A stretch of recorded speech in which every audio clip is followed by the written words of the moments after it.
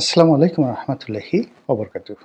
সম্মানিত দর্শক, আমার সেই শৈশবকাল থেকেই মুক্তিযুদ্ধের যে ইতিহাস, সেই ইতিহাসের কতগুলো বাস্তব নমুনা দেখার সুযোগ হয়েছিল। আমার যে বাড়ি ফরিদপুর জেলার সদরপুর উপজেলাতে। এই অঞ্চলটি আওয়ামী লীগ অধ্যুষিত এবং এখান থেকে যাকে বলা হয় মুক্তিযুদ্ধের যে রণদামামা, এটা যেভাবে শুরু হয়েছিল আমার শৈশবের স্মৃতিতে এখনো জ্বলজ্বল করছে। যেমন ১৯৭১ সনের সেই এপ্রিল মাসের দিকে আমাদের সদরপুর মাঠে মুক্তিযোদ্ধাদের ট্রেনিং হতো। তো আমরা যারা পুচকে ছেলে ছিলাম, মেয়েরা ছিলাম, আমরা দল বেঁধে সেখানে দাঁড়িয়ে থাকতাম এবং আমাদের ভীষণ রকম মজা লাগতো। সেই কাঠের রাইফেল নিয়ে তারা ট্রেনিং দিচ্ছে সদরপুর মাঠে। তারপর একজন কমান্ডার, তিনি সেই লেফট রাইট এগুলো খুব দ্রুত বলতে গিয়ে অ্যাপার্ট অপার্ট অপার্ট অপার্ট এ ধরনের কথাবার্তা বলছে। মানে এগুলো দেখে আমাদের যে কি মজা লাগতো, ভীষণ রকম যাকে বলা হয় একটা ওই গড়াগড়ি, মানে শিশুরা যে এইভাবে একজন কমান্ডার লেফট রাইট বলছে, অপার্ট অপার্ট বলছে। আর এই দৃশ্য দেখার জন্য গ্রামের ছেলে বুড়ো, তারপরে বিশেষ করে মানে মহিলারা, অবগুণ্ঠনধারী মহিলারা তারা আসতেন। তো যখন কমান্ডারের নির্দেশ মতো সেই গ্রামের যারা মুক্তিযোদ্ধার ট্রেনিং নিচ্ছেন, কেউ হয়তো লুঙ্গি পরা, কেউ হয়তো প্যান্ট পরা, প্যান্ট পরা খুব অল্প, পাজামা পরা অল্প, লুঙ্গি পরাই বেশি, কাছা দিয়ে লুঙ্গি পরছে। তো তারা কমান্ডের সাথে সাথে লেফট রাইট করতে পারছে না, কারোর ডান পা আগে উঠে যাচ্ছে, কারো বাম পা আগে উঠে যাচ্ছে। এই দৃশ্য দেখে মানে ওটা মানে আমরা সবাই হেসে গড়াগড়ি দিতাম। আর যখন কমান্ডার সেই যারা ট্রেনিংরত জওয়ান ছিলেন তাদেরকে যখন বকা দিতেন, সেটাও আমাদের খুব ভালো লাগতো। কাউকে কাউকে শাস্তি দেওয়ার জন্য বলতেন, যাও তুমি মাঠে দৌড়ে আসো। কাউকে 10টা বুক ডাউন দেওয়া হতো এবং সেই বুক ডাউন দেওয়ার সময় তারা বেশিরভাগই অনেক কিশোরও সেখানে যাকে বলা হয় ট্রেনিং নিতেন। তো এই দৃশ্যগুলো এমনভাবে মানুষ পটে মানে যাকে বলা হয় গেঁথে আছে, ফলে মুক্তিযুদ্ধের নাম শুনলেই কেমন যেন হৃদয়টা উদাসীন হয়ে যায়। দ্বিতীয়ত, যে মুক্তিযুদ্ধের সময় আমাদের ওখানে মাঝে মধ্যেই এই বিভিন্ন প্লেন আসতো। তো কখনো বোমা টোমা ফেলা হয়নি সদরপুরে, ওই এলাকাতে বোমা পড়েনি, কিন্তু এরকম কোনো যুদ্ধ বিমান আমরা দেখলেই দল বেঁধে মানুষ ঘর থেকে বের হয়ে কেন জানি ফসলের ক্ষেতে, ছেলে বুড়ো সবাই ফসলের ক্ষেতে পাট খেতে পালাতো। এটা আমার খুব ভালো লাগতো। আমাদের যারা শিশু, মানে হঠাৎ করে আকাশে একটা প্লেন আসছে, মা বোনেরা যারা আছেন তারা রান্না কাজে ব্যস্ত, বুড়া মানুষ যারা আছে তারা লাঠি নিয়ে ঠক ঠক করে হয়তো কোনো একটা কাজ করছে। সব সে প্লেন দেখার সঙ্গে সঙ্গে একসাথে দল বেঁধে কোনো একটা পাট খেতে গিয়ে বেশ কিছুগুলো লুকিয়ে থাকলো। এরপরে যখন কিছু ঘটলো না, বের হয়ে এসে কি হাসাহাসি, একে অপরকে গুতোগুতি, সেই দৃশ্য সেই দৃশ্য। আর আমাদের ওই এলাকাতে কখনো মিলিটারি যায়নি, যুদ্ধ হয়নি, কিন্তু এই যুদ্ধের এই প্রস্তুতিগুলোই আমাদের স্মৃতি। পরবর্তীতে যখন বড় হয়েছি, বড় হওয়ার পরে যে সকল এলাকাতে মুক্তিযুদ্ধের সময়টিতে গণহত্যা হয়েছে, খুন হয়েছে, ধর্ষণ হয়েছে, বিশেষ করে ঢাকা শহরে, এই দৃশ্যগুলো দেখার পরে, জানার পরে ওই যে আমাদের মুক্তিযুদ্ধকালীন সময়ের যে অনুভূতি, এই দুটো মিলিয়ে কেমন যেন একটা বেদনার যাকে বলা হয় নকশিকাঁথা হৃদয়ের মধ্যে তৈরি হয়ে যায়।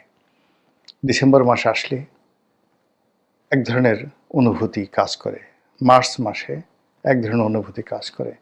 বিশ্বাস করেন, আমি তো মানে ওই শিশুকালে দেখেছি, কিন্তু এই যে 26শে মার্চ বা 16ই ডিসেম্বরে যে সকল রাষ্ট্রীয় অনুষ্ঠান হয়, সেখানে মিলিটারির যে প্যারেড, সেটা বিডিআরের হোক কিংবা সেনাবাহিনীর হোক, পুলিশ বাহিনীর হোক কিংবা উপজেলা পর্যায়ে যে প্যারেডগুলো হোক, অসংখ্য প্যারেডে আমার উপস্থিত থাকার সুযোগ হয়েছে।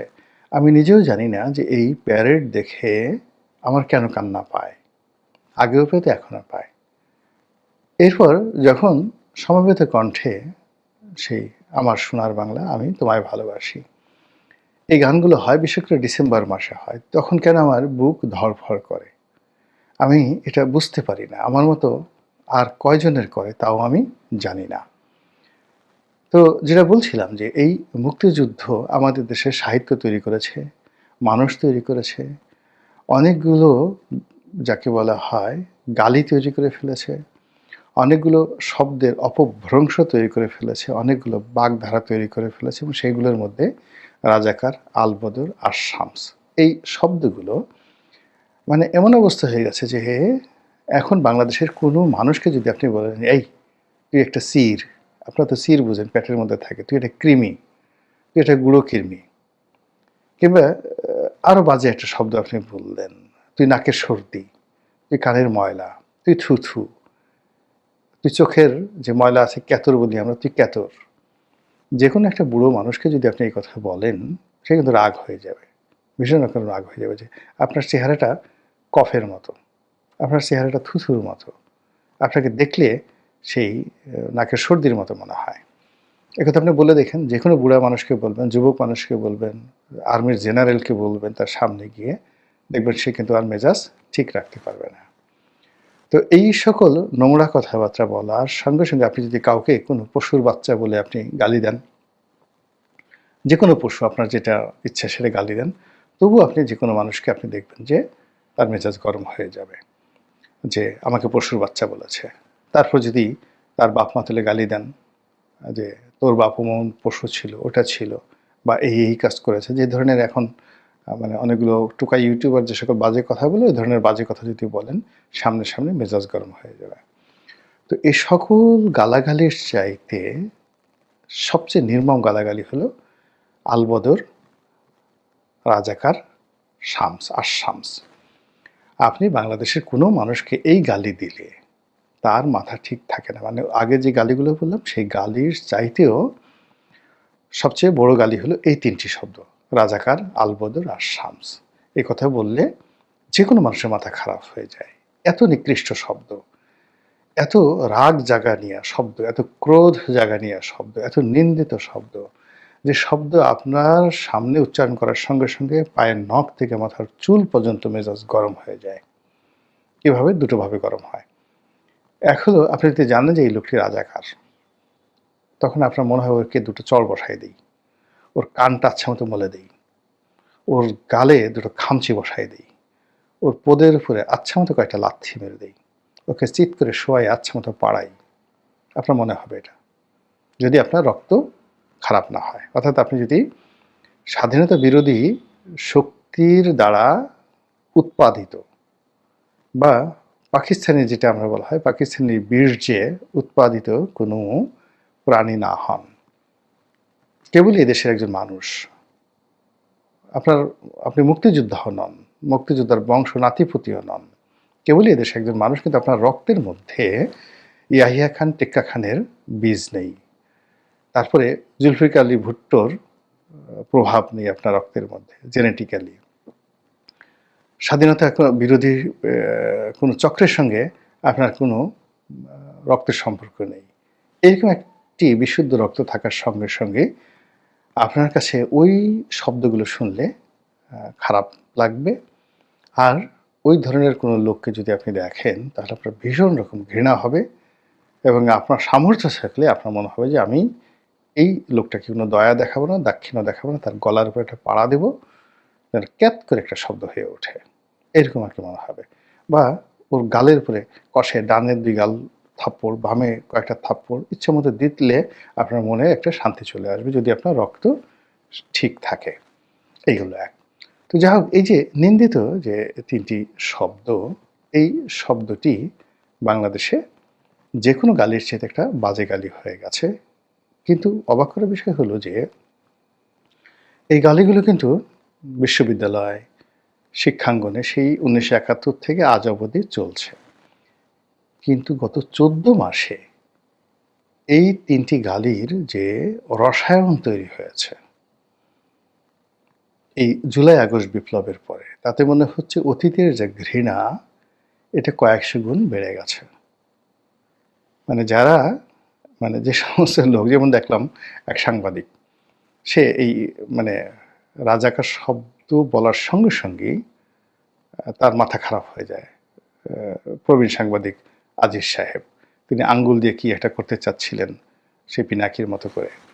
তো এটা মানে তিনি এই তার মতো মানুষ এই সময়টিতে এসে নিজেকে নিয়ন্ত্রণ করতে পারছেন না। অথচ এই মানুষগুলো কিন্তু স্বাধীনতার পর থেকে এখন পর্যন্ত মানে তাদের যে ক্রোধ, ক্ষোভ, এই জিনিসগুলো তারা নিয়ন্ত্রণ করেছেন।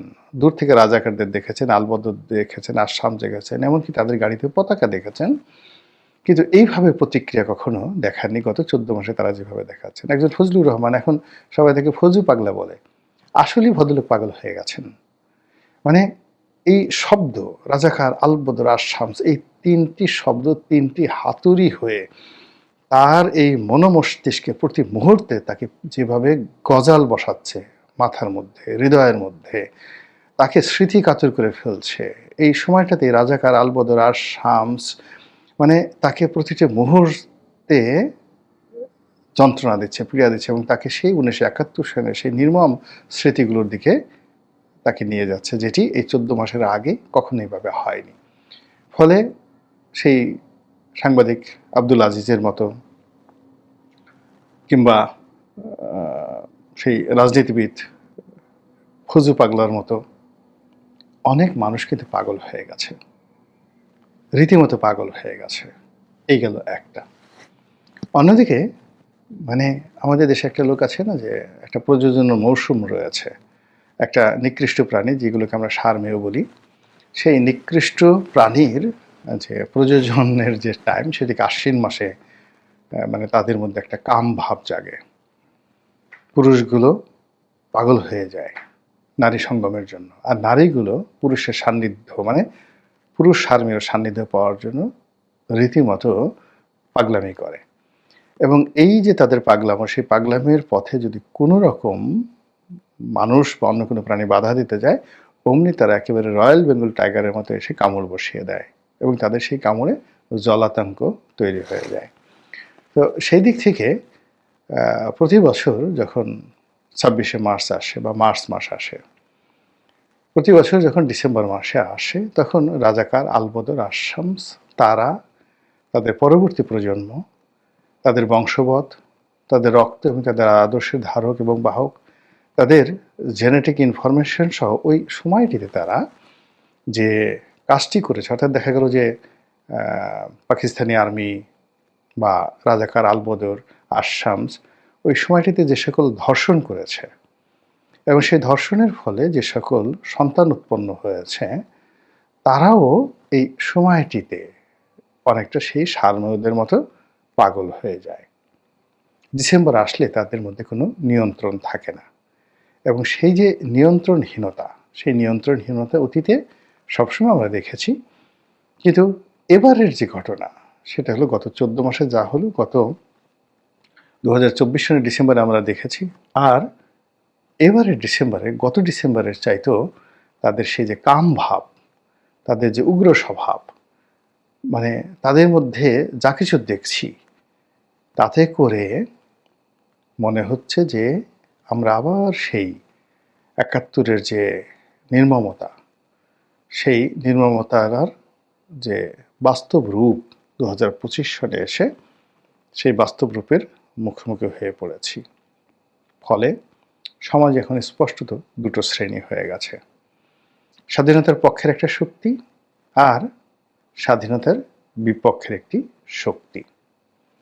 একদিকে মুক্তিযুদ্ধ, একদিকে স্বাধীন সার্বভৌম বাংলাদেশের পতাকা, গাঙ্গেয় বদ্বীপ, হাজার বছর বাঙালি সংস্কৃতি। অন্যদিকে জিন্দাবাদ পাকিস্তান, জিন্দাবাদ ইয়াহিয়া খান, জিন্দাবাদ, তারপর পাকিস্তান সেনাবাহিনী জিন্দাবাদ, পাকিস্তানি আদমি জিন্দাবাদ, পাকিস্তানি লাড়কি জিন্দাবাদ, পাকিস্তানি আরও অনেক কিছু জিন্দাবাদ। এই একটা শ্রেণী হয়ে গেছে। আর এই শ্রেণীর মধ্যে সেই 71-এর মতো করে আরেকটি সংঘর্ষ অনিবার্য হয়ে পড়েছে। সে সংঘর্ষে কারা জিতবে আপনি আমি জানি না, কিন্তু সংঘর্ষ যে অনিবার্য তার কিছু আলামত আমরা দেখতে পাচ্ছি। যে বিএনপি নেতৃবৃন্দ এই বিষয়টি একটা সময় অর্থাৎ ৭১ মুক্তিযুদ্ধের সময় রাজাকার আলবদর আর শামসদের যে কীর্তি কাহিনী এগুলো ধামাচাপা দেওয়ার চেষ্টা করেছে, সেই বিএনপি এখন ফুঁসে উঠেছে, সাধারণ মানুষ ফুঁসে উঠেছে। যে আওয়ামী লীগ মুক্তিযুদ্ধের ফেরি করে বেড়াতো, সেই আওয়ামী লীগের মুখে এখন আর মুক্তিযুদ্ধের কথা বলতে হচ্ছে না। যে ভারত একসময় মুক্তিযুদ্ধের সময় আমাদেরকে সাহায্য করেছিল, সে ভারত এখন দৃশ্যপট থেকে চলে গেছে, নোমর ভারত। কিন্তু বাংলার জমিনের সেই ধান ক্ষেত, পাট ক্ষেত থেকে শুরু করে নদী নালা, পাহাড় পর্বত থেকে শুরু করে সব জায়গা থেকে কেন বারবার সেই মুক্তিযুদ্ধের ধ্বনি, মুক্তিযুদ্ধের গ্রেনেড, মুক্তিযুদ্ধের অস্ত্রের যে ঝনঝনানি আবার শুরু হয়ে গেছে। ফলে যাদের অন্তরাত্মা কাঁপছে তারা বুঝতে পেরেছে যে এ যাত্রায় ৭১-এ রক্ষা পেয়েছিলাম, ৭২-এ রক্ষা পেয়েছিলাম, এ যাত্রায় রক্ষা পাওয়া সম্ভব নয়। ফলে যুদ্ধটা কতটা অনিবার্য হয়ে পড়েছে হয়তো খুব অল্প সময় আমরা সেটা দেখতে পারব। মহান আল্লাহ আমাদের সবাইকে হেদায়েত দান করুন এবং হেফাজত করুন। আসসালামু আলাইকুম ওয়া রাহমাতুল্লাহি ওয়া বারাকাতুহু।